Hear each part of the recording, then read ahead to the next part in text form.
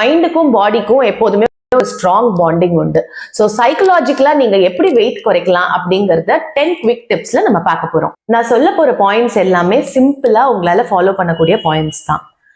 எல்லாருமே நினைப்போம் நம்மளோட பிசிக்கை சேஞ்ச் பண்ணிட்டோம்னா நம்ம லைஃபே மாறிடும் அப்படின்னு. நம்மளோட மைண்டை மாத்தினா போறோம், நம்ம பிசிக்கும் மாறிடும், நம்ம லைஃபும் மாறிடும். ஃபர்ஸ்ட் நம்ம மைண்ட் செட்டை மாத்துறது தான் இங்க ரொம்ப முக்கியம்.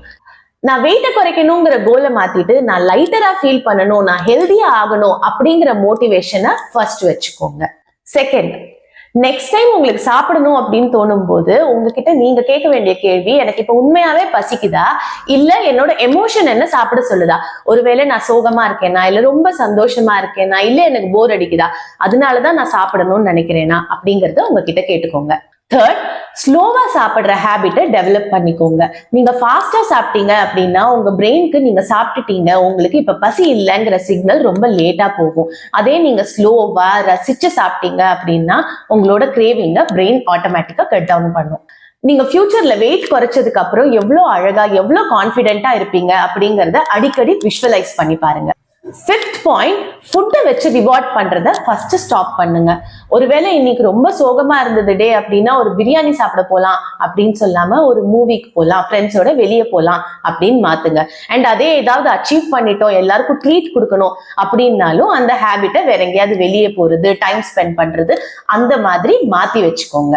சிக்ஸ்த், ஸ்ட்ரெஸ்ஸை டிஃப்ரெண்டா ஹேண்டில் பண்ண கத்துக்கோங்க. ஸ்ட்ரெஸ் வரும்போதெல்லாம் கிச்சனை தேடி போகாம நல்ல டீப் பிரீத் எடுங்க, கொஞ்ச நேரம் சைலண்டா இருங்க, நிறைய தண்ணி குடிங்க. செவன்த், செல்ஃப் டாக்கை சேஞ்ச் பண்ணுங்க. நான் ரொம்ப லேசி, என்னால கன்சிஸ்டன்டா இருக்க முடியாது அப்படின்னு நீங்களே நினைச்சுக்கிறதுக்கு பதிலா, ஓகே நான் ஃபெயில் ஆயிட்டேன் பட் மறுபடியும் நான் இப்ப ஸ்டார்ட் பண்ணிட்டேன் அப்படின்னு திரும்ப திரும்ப நீங்களே உங்ககிட்ட சொல்லிக்கோங்க. எய்த், உங்களோட தூக்கம் அண்ட் ஸ்கிரீன் டைம்ல கான்சென்ட்ரேட் பண்ணுங்க. லேட் நைட் நம்மளோட மொபைல ஸ்க்ரால் பண்ணிட்டே இருக்கிறது நம்மளோட ஹங்கர் ஹார்மோன்ஸை சீக்ரியேட் பண்ணும். ஸோ லேட் நைட் ஸ்க்ராலிங்க அவாய்ட் பண்ணுங்க அண்ட் சீக்கிரமா தூங்குங்க. 7 to 8 hours தூங்குறது நம்மளோட பாடியை நல்லா வச்சுக்கும். 9th, சின்ன சின்ன வின்ஸ் எல்லாம் செலிப்ரேட் பண்ணுங்க.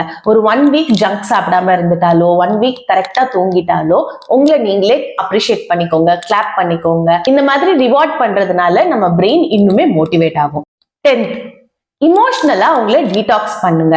நீங்க ஏதாவது தப்பு பண்ணினா பரவாயில்லன்னு நீங்க உங்களை மன்னிச்சுக்கோங்க. உங்களோட ஸ்ட்ரெஸ்ல இருந்து ரிலீவ் ஆகுங்க, ஜாலியா இருங்க. ஸோ நீங்க எப்போ ஸ்ட்ரெஸ் ஃப்ரீ ஆறீங்களோ ஆட்டோமேட்டிக்கா வெயிட்டும் குறைய ஆரம்பிக்கும். ஸோ ரிமெம்பர், நீங்க வெயிட் லாஸ் பண்ற இடம் ஜிம் கிடையாது, உங்களோட மைண்ட் தான்.